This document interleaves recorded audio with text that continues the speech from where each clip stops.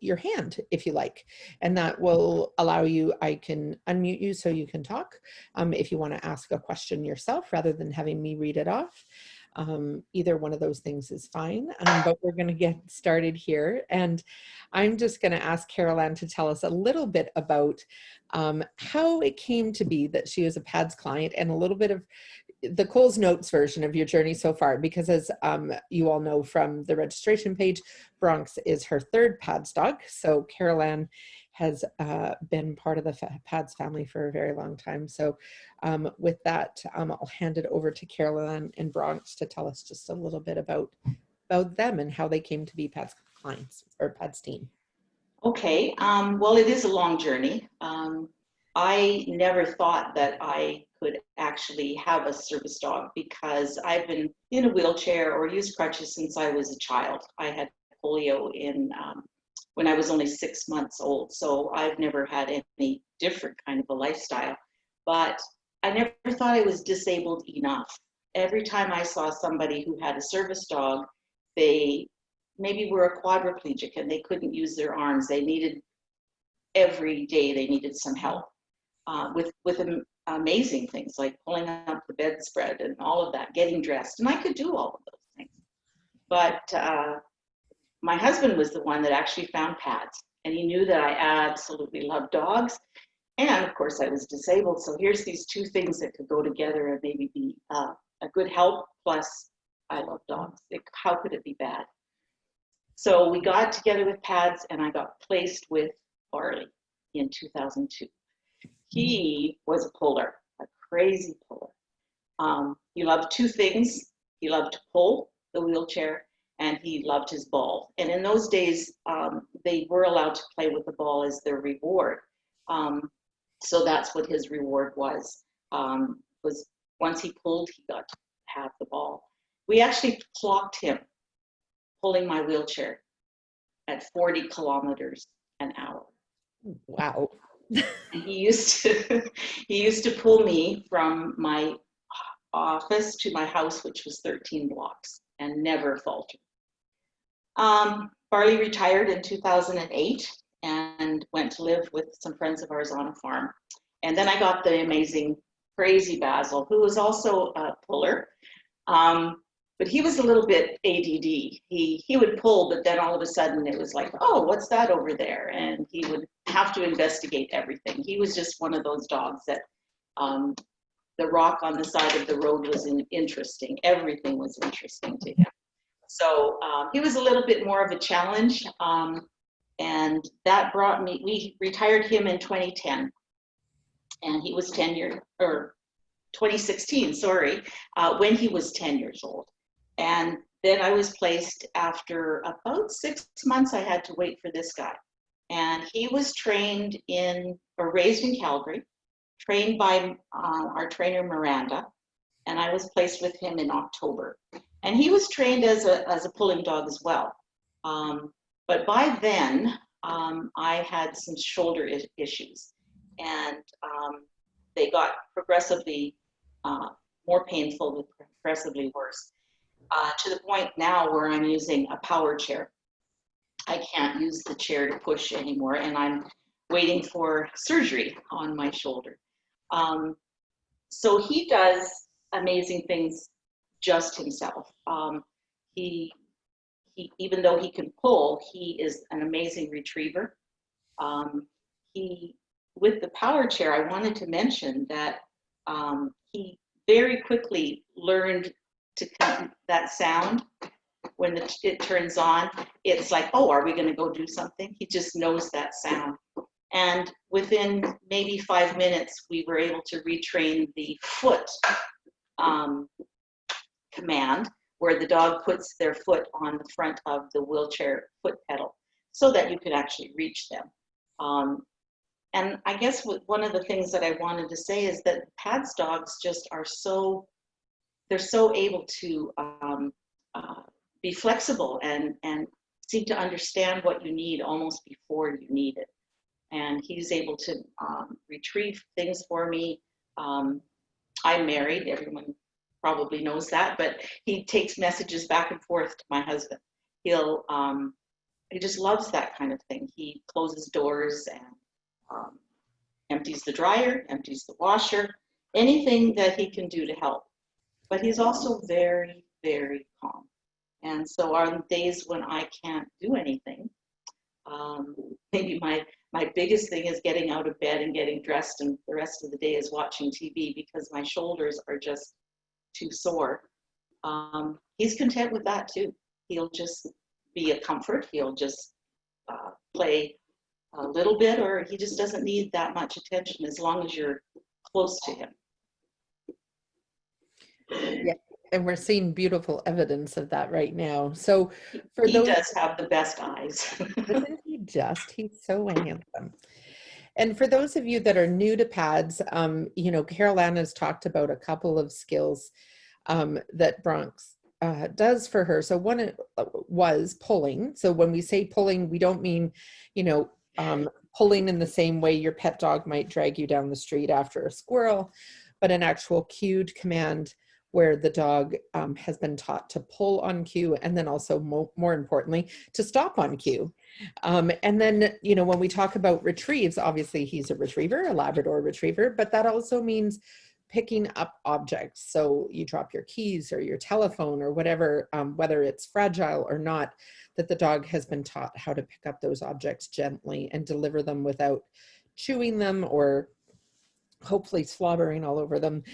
There is sometimes a little bit of slobber involved, but just that retrieve can be something absolutely invaluable, especially, you know, Carol Ann, as you're mentioning, losing some of that mobility in your shoulders. And I would imagine that also impacts your ability to kind of stretch and reach for things in the way you used to. Exactly.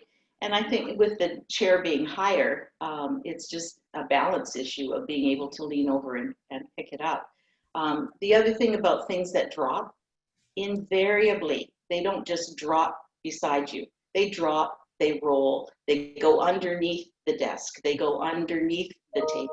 And the dogs are able to figure it out. That's what's amazing to me, is that given a new situation, it goes under a place that they've never tried before. They're using their paws to bring it out and to grab it. Or it might be something like a material that they don't really like to have in their mouth, like metal or something that's just not, but if you encourage them, they're just so happy to be able to please you and to do it. So that's what I found with him.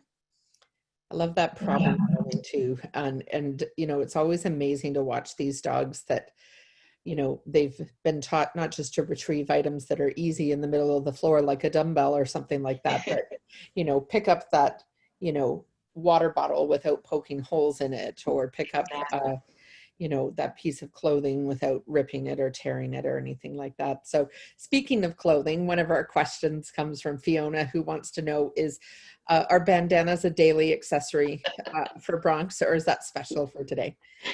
No, I find with pads dogs, and I'm not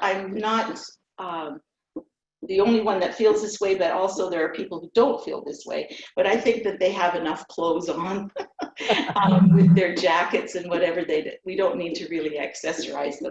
The point of this was to maybe show some contrast between his head and the rest of his body. So no, he doesn't normally wear wear extra clothing. I do have, though, something that I really do like with, because he is a black dog, I have an LED collar, so that when I take him into, and this is all pre-virus days, when we used to go to the theater and we used to go to concerts when it was dark, so it goes on his collar and then it flashes, and then so people can actually see him. He doesn't get stepped on in a restaurant, which often happens. Are you going to just crawl up here? I think maybe not. It's like, I would like to be the center of attention. Nice to be the center. Okay, Bronx. No, off. There we go. He's like, but what? That's what. Why is nobody asking me questions? Is what he wants to know. What a smart idea in the theater. I haven't heard of that before, but I've had that problem over the years with my puppies in training, especially the black labs getting stepped on. So, well, I have to tell PADS people, if anybody wants to know of any accessory for their dog, ask Karen Hazelrig. She knows. she'll be able to find it for you with no problem. A nanosecond. One of our other clients also gave me the little LED readers that you can put little messages on that clip onto their vests, and those are pretty neat too because they add that light element. But you can put things on them like "Don't pet me" or yes, exactly, things like that. I'm adorable. Anyway, so just a couple of people chiming in to just say thank you so much for being here. For those of you that have just joined us, we're here with Carol Ann and Bronx. And Carol Ann is a third-time PADS client, so Bronx is her third dog. And if you have any questions, please post them in the Q&A section, or you can raise your hand and I can invite you into ask your question live if you like to do that. So I also noticed there's a few that are coming in through our chat function. So Lisa Merkin says, hi, Carol Ann and Bronx, look at that tail. Here's a question. What is your favorite hobby, Bronx, when you are not working? I would have to say it's sleeping. He is really not a very active dog. When I had other dogs who would chase a frisbee, chase a ball in a control situation, they would do it until they dropped. This dog, you throw it 3 or 4 times and it's like, oh, okay, I'll bring it back again on the 3rd time.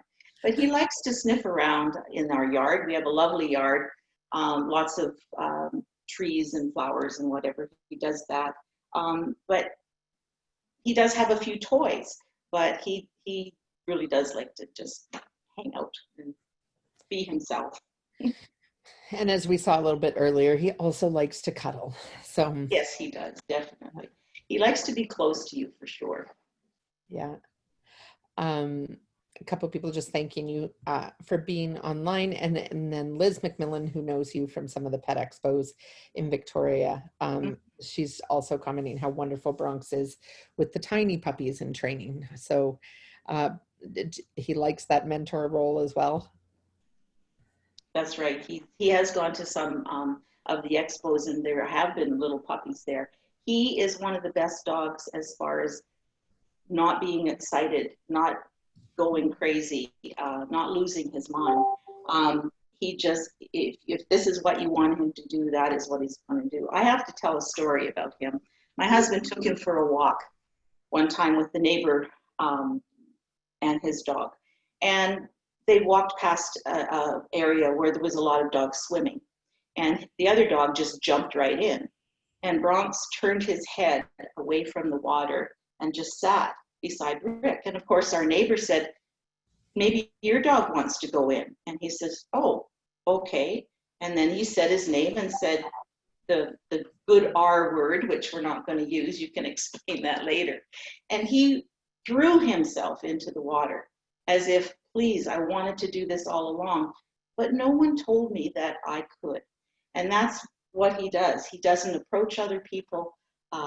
He doesn't do anything that he shouldn't do. I think he's the most perfect PADS dog out there. But then we all feel that way about our dogs. He does the best things for me that I think a normal person, if they had my dog, would say, doesn't he do all these great little tricks? But for me, all of those tricks, which we like to say are actually skills, they really improve my life. And because they improve my life so much, of course he's the best dog, because he's the best dog for me.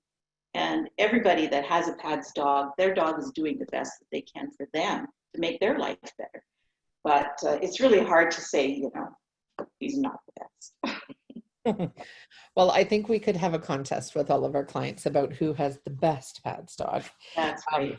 So another Carol Ann is asking, what is the R word? Can you spell it out? So The R word. RELEASE. Which means that they are able then not to be a service dog so much. They're not, they're able to make choices. They can be a dog now. If I was to give that word now, he would be able to jump off of here. He still has to have manners, but he would jump off of here and maybe go lay down somewhere else or get a toy or go get a drink. And if in a situation where someone comes to the door, I usually put him in a sit. But if it's someone we know, I will say RELEASE, and that means he can go and greet that person who comes to the door. Yeah. So it's a very effective command. It allows them to be a dog. Yeah. Well, and that's an important part, and that's an important point too, is that, you know, these dogs are wonderful assistants or helpers, but they're also still dogs, and they need to be able to just dog sometimes, right? And That's sniff right. and visit and kind of interact and kind of get that enrichment. So Fiona asks a really good question. What was the transition like between dogs, Carol Ann? I have to say that with Barley, because he was my first dog, Barley was a yellow lab. Basil was a yellow lab. My second dog was a yellow lab. I was fortunate to enter team training the day after I retired Barley. So I left Barley in Edmonton, where we were living at the time, and I came to team training. And Basil was a yellow lab, and they have very similar names, Barley, Basil.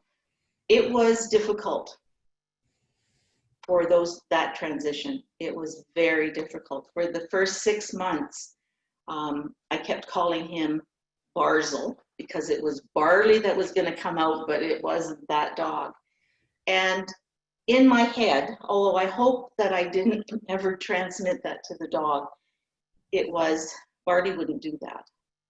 Barley would do that in a different way.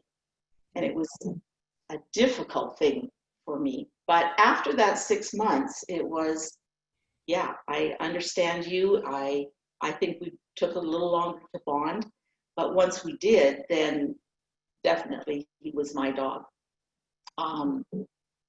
The bond between me and when I retired Basil, and my 3 dogs all have B names. I'm hoping that when I get a 4th dog, I can have a dog that's, you know, Chester or something, but I get mixed up with Barley and Basil and Bronx. I had retired Basil, and I didn't have a dog for 6 months.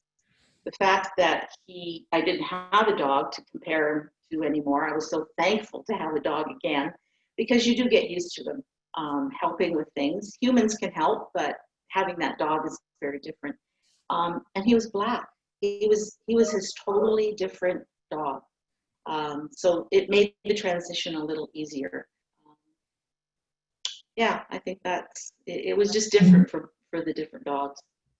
Yeah, I've heard other clients describe it too as having like a partner or coworker that you work with, and then when you have to transition to somebody new, you have a whole new person and personality, and they have new ideas about how to do things. And it doesn't mean that one or the other is better or worse at the job. They both have strengths and weaknesses and their own kind of humanity. And I think with our dogs too, that those things all factor in. I think so too. And when you retire a dog and the dog is no longer with you, Barley went to live with friends of mine. There is also that sense of loss. You're still grieving that you don't have your friend. And I think that goes along with, it doesn't matter how good the dog is, you're still grieving that you don't have the other one. But that's the way it is. And it has to be that way, because it would be difficult for the retired dog to be in the house and then you just leave him there and off you go to work with the new guy. Very, very difficult. Yeah. I think my battery's running down. Oh, your battery's running down. Are you okay? I think so. We have it plugged in. I thought we did. All right. So Moira is just asking, I joined late. We haven't actually talked about your question, Moira. And so you have a service dog, but you recently moved into an electric chair and your dog's having trouble with the heel. That she likes to walk in front of you now, and she swings around and faces.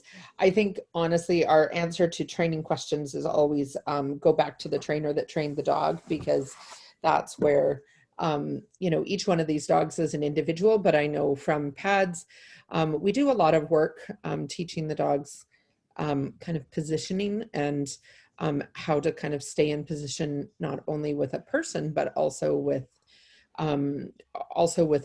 different chairs or types of chairs, or somebody walking with a cane, that position means the same thing, regardless of whether you're sitting or you're standing, or what you're sitting in, whether it's a physical chair or a wheelchair or a power chair, that position means the same thing. Because a lot of dogs have trouble doing what we call generalizing. So that's that ability to say, okay, that word means the same thing no matter what position your body is in, because dogs are very visual. So you might say heel, to get your dog beside you. But I know from puppy raising, when we first say that to our dogs, we're teaching them from a standing position. And then as they get older, we try doing it from a seated position to prepare them for advanced training. And a lot of the dogs just stare at us like that word doesn't mean anything because you're not standing up. So it might just need a little bit of retraining. Some dogs are better at generalizing than others. So yeah, so I'd encourage you to reach out to the trainer of your dog. And then Rhonda was asking again what the R word was. The R word was just the word that we use to free the dogs to go do what they want to do. So, and Bronx doesn't look like he's paying attention. So I'll just say that the word is release, and hopefully he doesn't hear me. So, and I think when you say the dog's name first, which is the way we give the commands, we always get their attention first. So we can use that word when we're talking about something else, and hopefully they don't pay attention. They don't pay attention. Yeah. So, Lisa Markin saying they all know how to spell, but anyway, yeah, you are right, Lisa. Many of them do know how to spell. So, has COVID made, Lisa's just asking, has COVID made going out extra challenging? I think COVID happened about the time I got my power chair and about the time that my shoulder was really giving me difficulty. So at the moment, I can't drive at all, and I need help with a lot of different things around. I was very happy to stay home. So, and that's what I mean about him being very uh, adaptable, I guess is the word, because there are the days that we stayed home, and most of it was because of my shoulder. He was fine with that. I don't think that he'll lose his skills. We still go out for walks, and he walks beside the chair. We haven't been able to do things like the button where he reaches up and pushes an automatic door button. But when we are able to go back, I don't think he's going to lose those skills. Case in point, he hadn't ever used the command foot for 4 years, but he was able to figure out that, oh yeah, in the back of his mind and his memory, I know what that means. Put my foot up on the footrest so that she can reach me. So COVID hasn't really been an issue for us. There are days when I don't have a lot of energy, so staying home and staying away from people hasn't really been a problem. I think it would have happened anyway for me. Yeah. But it doesn't seem to have bothered him. He gets his exercise in the backyard. I don't see any problems with him getting cabin fever and running around the house at all. He pretty much is like this unless we get up and are going to go do something. What a good boy. He is. So Mr. Blake is asking, who's one of our amazing sponsors, who sponsored some of our litters. I'd like to ask what type of dog food Bronx eats. There's so many kinds out there. There are so many kinds. Bronx was on Purina, just the salmon-based dry dog food, but he has a lot of ear infections. He did as a puppy, and he still continues to have them. And the vet has put him onto a Purina product, but it is a vegetarian, and it is something where he'll end. Oh dear. We've just lost Carol Ann here, so I think we might have lost, she might have lost power. So just give me 1 second, folks. We'll try and get Carol Ann back online here.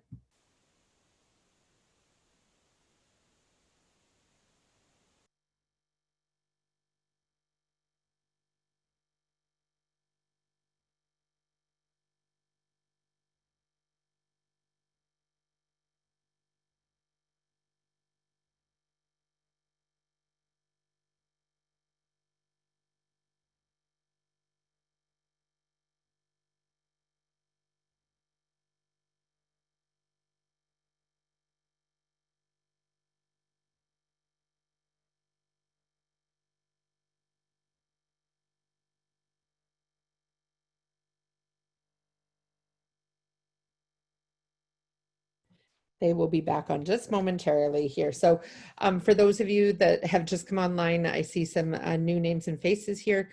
Um, um, feel free to post any questions you have for Carol Ann in the Q&A box, which you should see in the bottom right.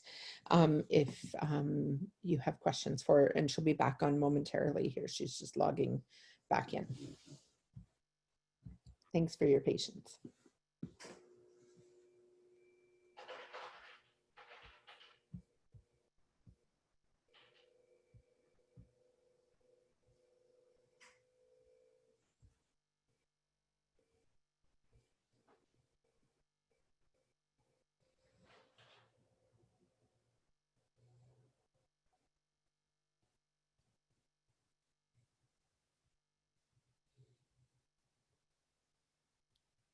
There we go. We got you back.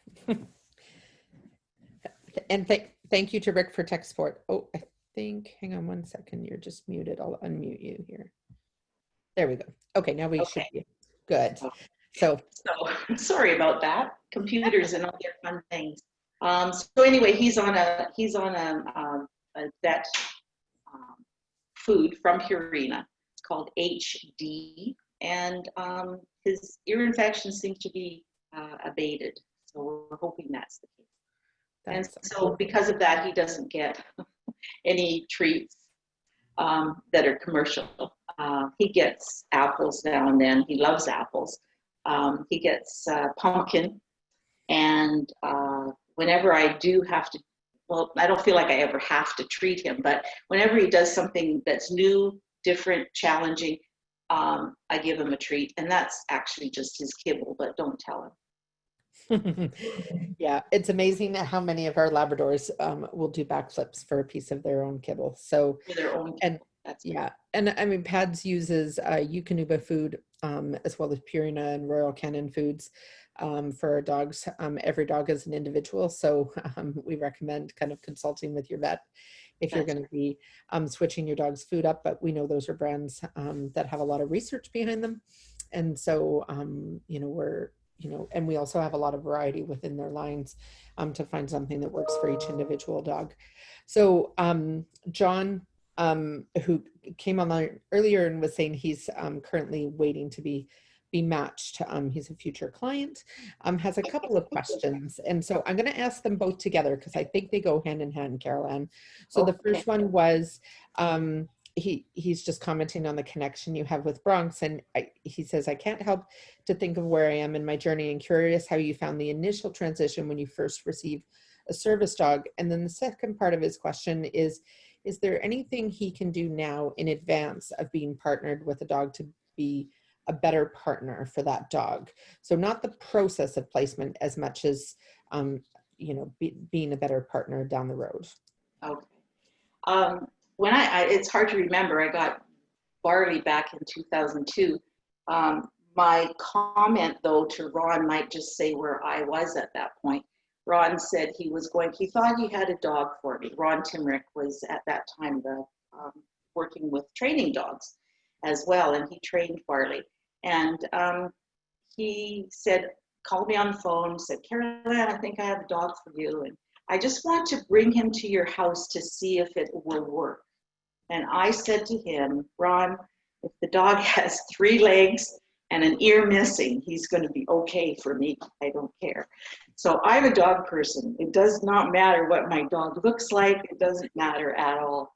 The bond is there before I even get my dog. I love my dog.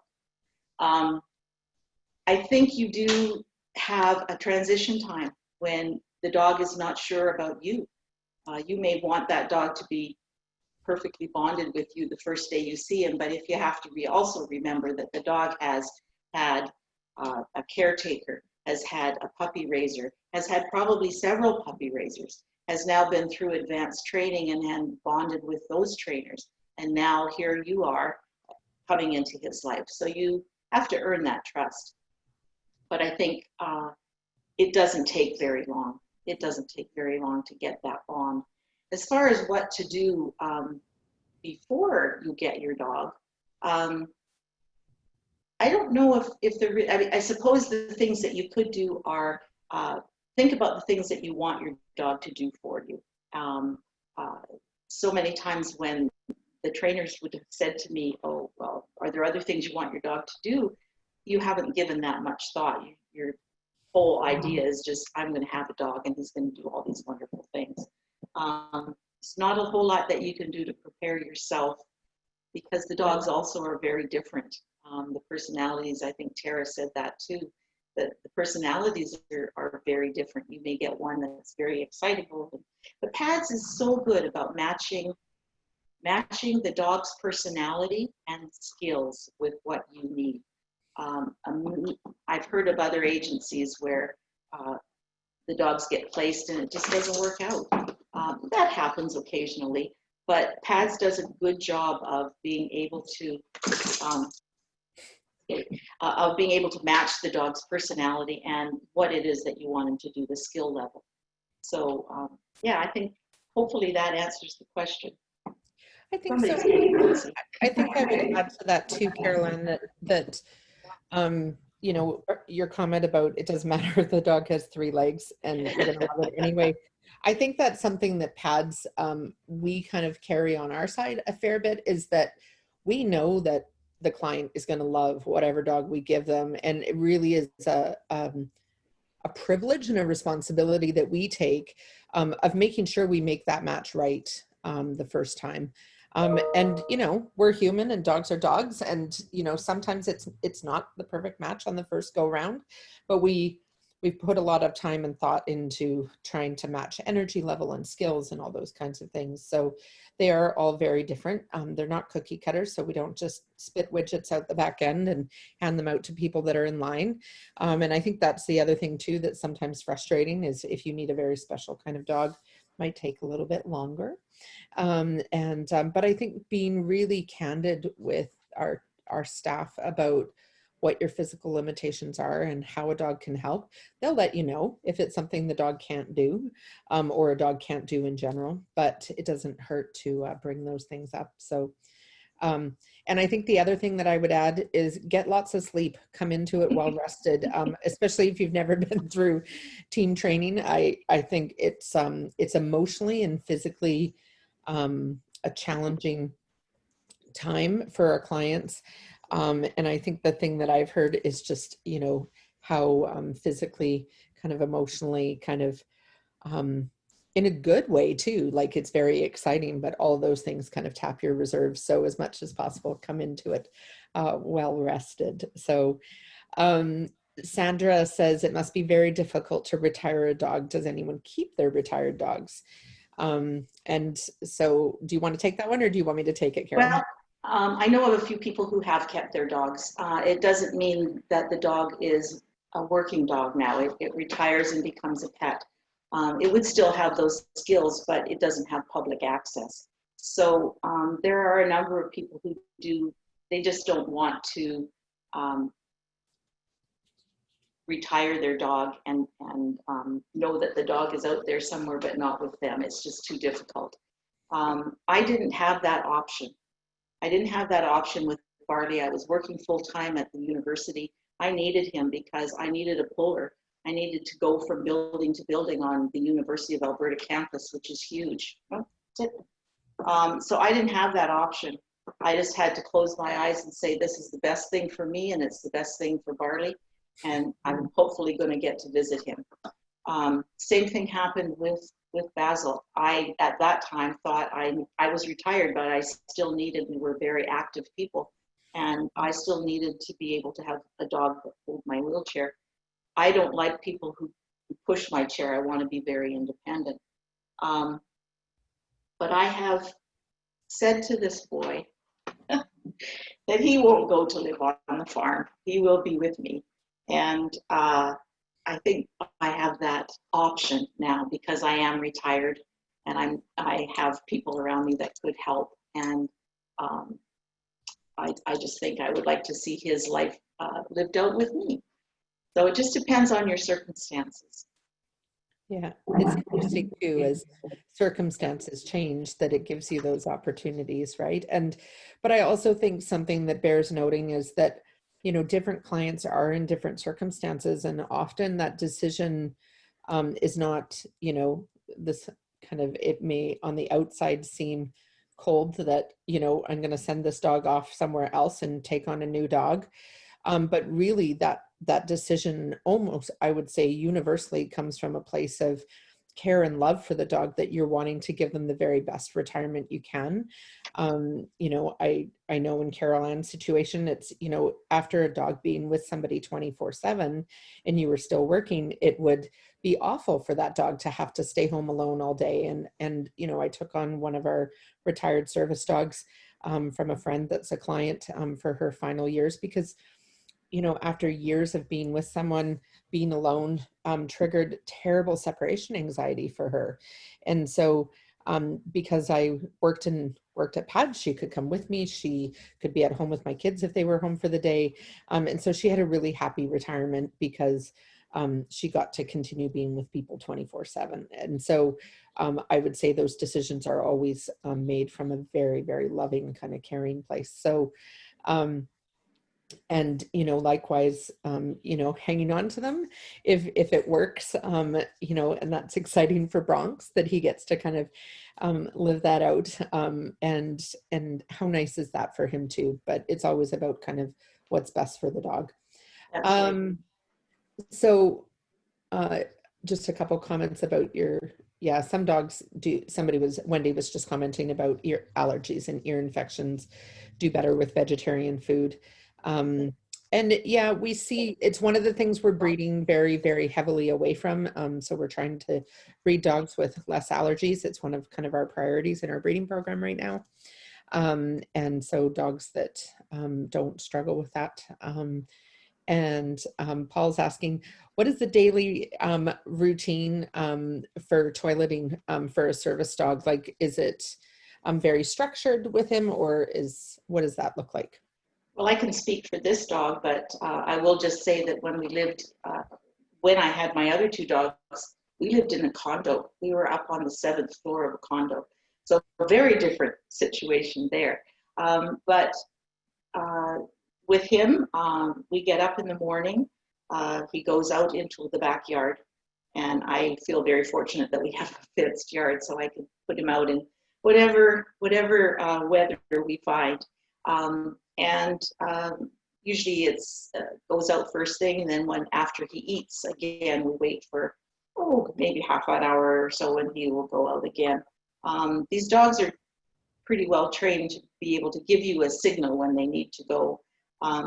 In the old days before COVID, when we were out all the time, it's important to toilet your dog before you go into a shopping mall, for example, or if you're going into a restaurant. But they usually have a pretty good signal of what they need if they need to go out. I can take him on the leash, and with the power chair, actually, he gets more walks now than he ever did, because it's easy for me to go in the power chair and he could trot along. So he gets a lot of opportunity to toilet. Yeah. And in puppy raising, we work really hard with our puppies to teach them to toilet on cue, so that, for example, if Carol Ann decides she's going to get on an airplane and go on a trip when all this craziness is over, she could cue Bronx to go to the washroom, and he would empty his bladder, etc. So those are really nice skills to have on a service dog, so that you're not, going into a restaurant or a party or whatever, and then, 10 minutes later, the dog is, kind of pacing, whimpering that they need to go out because they forgot to go before they went in. So I've had service dogs for so long that I forget that there are other dogs who don't toilet on command. Yeah, so I just assumed. Yeah. So John, that you answered his question earlier, that's waiting for a dog, said, great suggestions and insight. Thank you. Didn't consider the number of people the dog has been with before meeting me.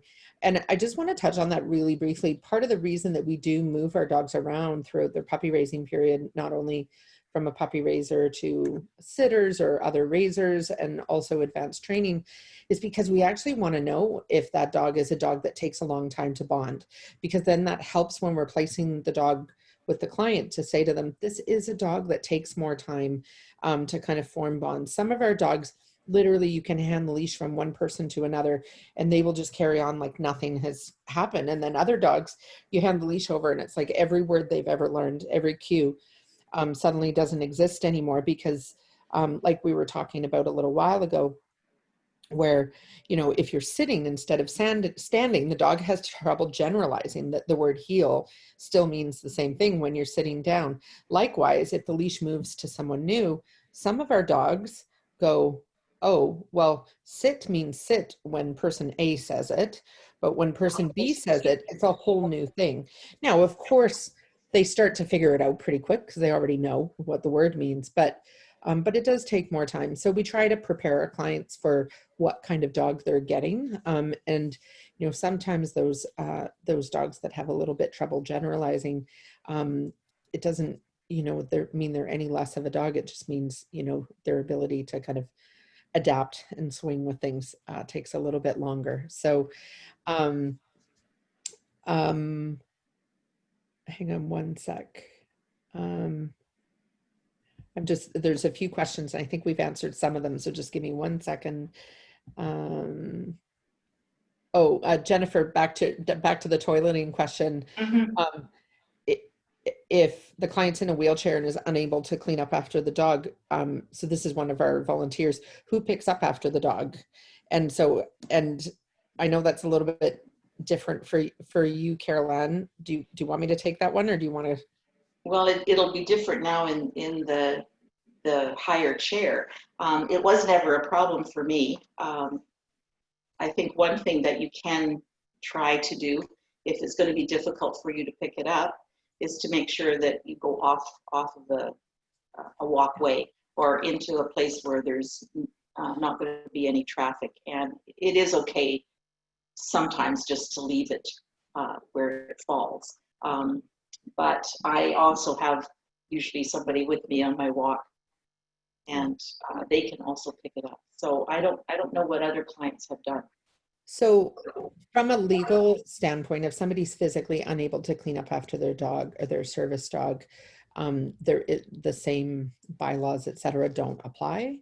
However, we do cover in team training with our clients if it's something that they're going to have difficulty doing and they're out with their dog and their dog needs to toilet, is to send them into an area where it's going to be as out of the way as possible. For example, into, you know, kind of some trees or something like that, where it's kind of far off the path and it's just going to decompose. And then obviously if they have a companion or somebody with them that can pick up after the dog, that is the ideal. And then another further kind of option is we have a few clients that have limited mobility that use like a specially adapted kind of stick that a poop bag attaches to, that they can kind of manage with their hand, but it allows them to reach and kind of pick that up and then toss it, the same as you would if you didn't have those physical kind of limitations. So those are all sorts of different options, but PADS works with the client to kind of teach them whichever, how to kind of deal with that in the most productive way possible. And also having that behavior on cue, like we talked about before, also allows the client, for example, to toilet the dog before they leave their house, or when they're in an environment where it's appropriate to do so, instead of, you know, when they're walking down the sidewalk and then suddenly there's a pile in the middle of the you know, downtown sidewalk kind of thing. So it's a little bit different. So Corinne is just asking, how are the dogs different from each other? I know you covered this a little bit at the beginning, but just personality wise. Well, with Barley, he was my first love, so he was perfect, right? He's up on a pedestal, and he was my first dog. He was a very serious dog. He was not at all food motivated. He would do absolutely anything for his ball. In fact, a cute story about him, I had the ball always tucked into my chair because I would give it to him to chew on sometimes. Just, he loved that ball.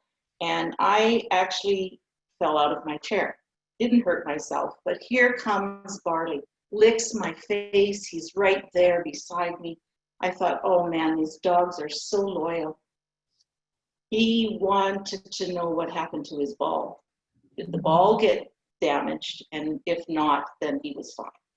So it wasn't anything to do with me. He just loved his ball.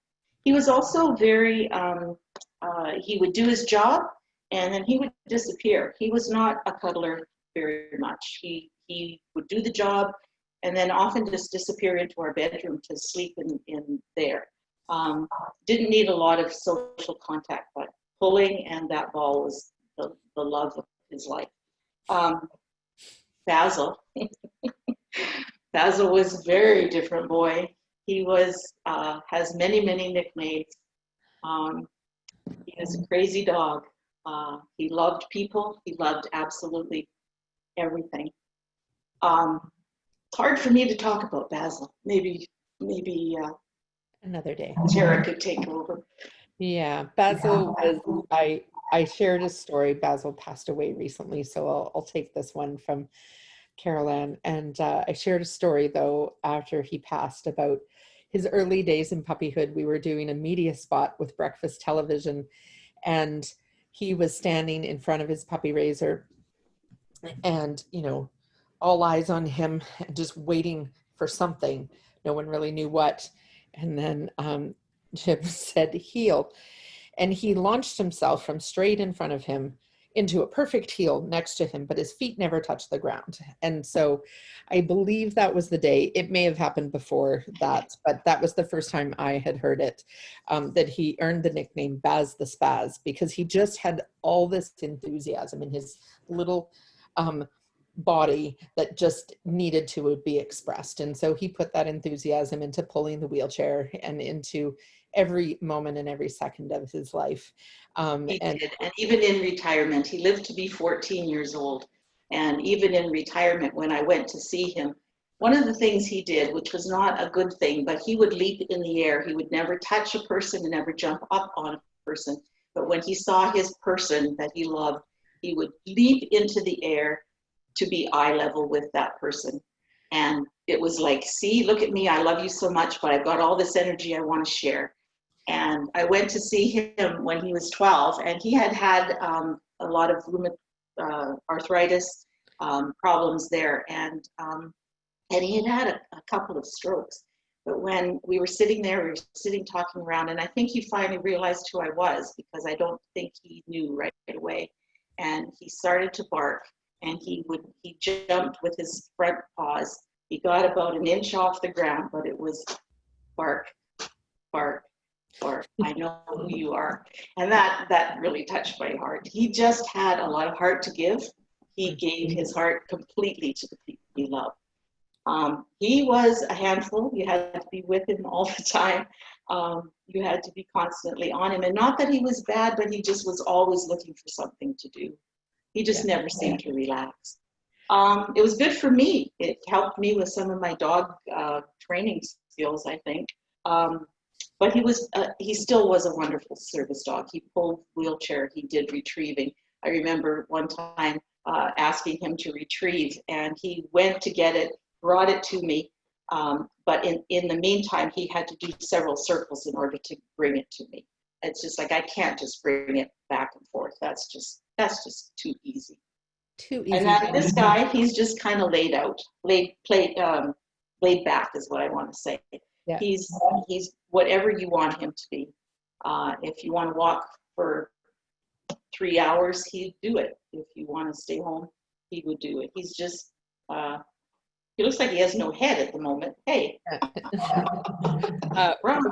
In our volunteer group, we have this hashtag called Dogs That Can't Bed, and it's always some part of their body hanging off the bed.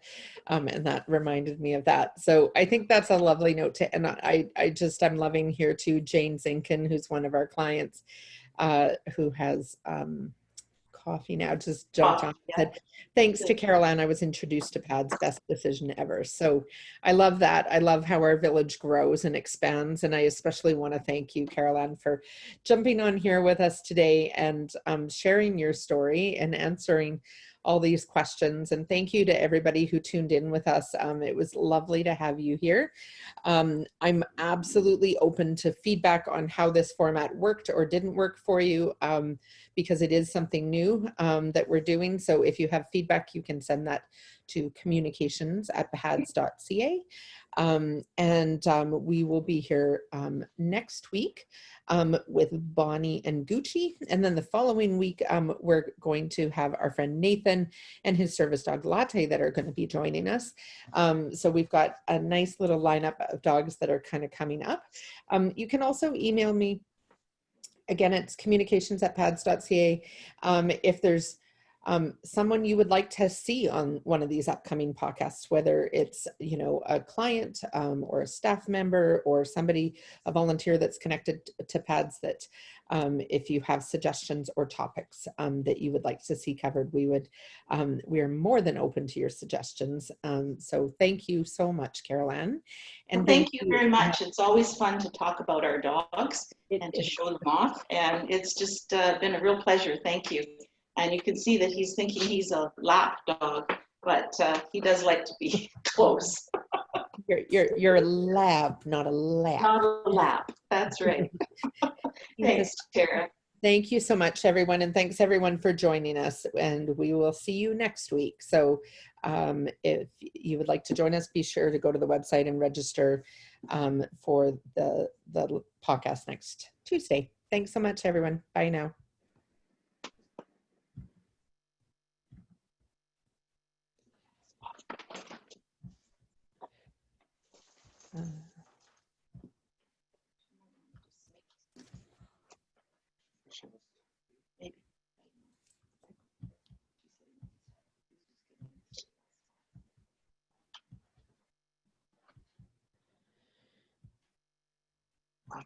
Leave this unplugged here. It's never happened. Of course. Mm-hmm.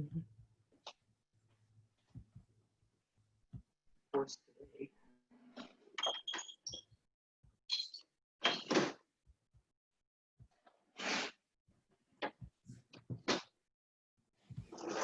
All right, there we go. Sorry, I just wanted. Everybody done?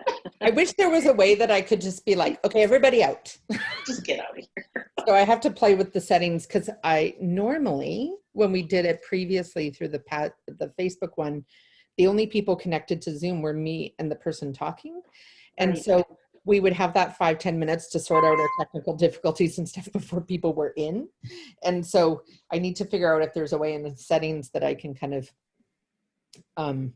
keep people from joining in. So that they don't see all the setting up and all of that. That is probably and concerning. Yeah.